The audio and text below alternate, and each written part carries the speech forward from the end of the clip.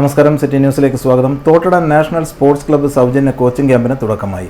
Camp മന്ത്രി രാമചന്ദ്രൻ കടന്നപ്പള്ളി ഉദ്ഘാടനം ചെയ്തു. 57 കുട്ടികൾ പങ്കെടുക്കുന്ന 2 മാസം നീണ്ടു നിൽക്കുന്ന ക്യാമ്പ് അമ്മുപറമ്പിലാണ് നടക്കുന്നത്.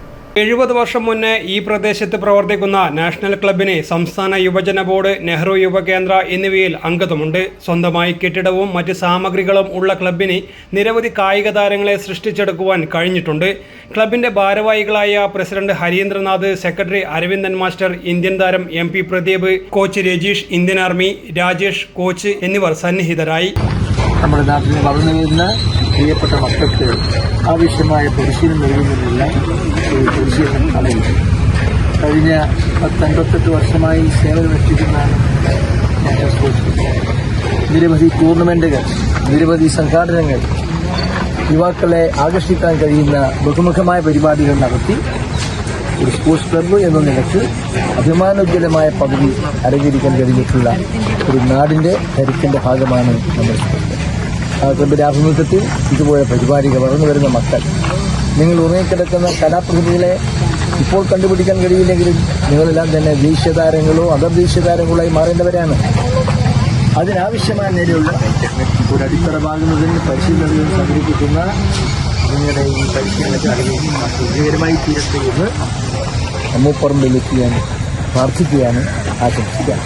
നിരവധി സ്പോർട്സ് പ്രേമികളും രക്ഷിതാക്കളും പങ്കെടുത്ത പരിപാടിയിൽ മുൻ ക്ലബ്ബ് കളിക്കാരായ VC വിജയൻ, ഗംഗാധരൻ, സത്യൻ എന്നിവരുടെ സാന്നിധ്യവും ശ്രദ്ധേയമായി. നാഷണൽ സ്പോർട്സ് ക്ലബിന്റെ ആഭിമുഖ്യത്തിൽ നടത്തുന്ന ഈ സമ്മർ കോച്ചിങ് ക്യാമ്പാണ്. സമ്മർ കോച്ചിങ് ക്യാമ്പാണ് ഇവിടെ ഇന്നു മുതൽ തുടങ്ങിയിരിക്കുന്നത്. അമ്മുപറമ്പ് ഗ്രൗണ്ടിലാണ് സ്റ്റാർട്ട് ചെയ്യുന്നത്. ആദ്യത്തെ ഒരു ഉദ്യമമാണ് നമ്മുടെ നാഷണൽ ക്ലബിന്റെ. ഇതിൽ 10-60ഓളം കുട്ടികളുടെ പാർട്ടിസിപ്പേഷനുണ്ട്. അതുപോലെ തന്നെ അവരുടെ ഫാമിലിയുടെ എല്ലാവരുടെയും, പിന്നെ ഈ ക്ലബ് മെമ്പേഴ്സിന്റെ ഇത്രയും കാണാൻ പറ്റും. ഇത്രയും ഈ ജേഴ്സിയിലിരിക്കുന്ന എല്ലാവരും ക്ലബ് മെമ്പേഴ്സാണ്. അതായത് ഇപ്പോൾ ഉള്ള മെമ്പേഴ്സുണ്ട്, പിന്നെ പഴയ കളിക്കാരും ഉണ്ടായിരുന്നില്ല.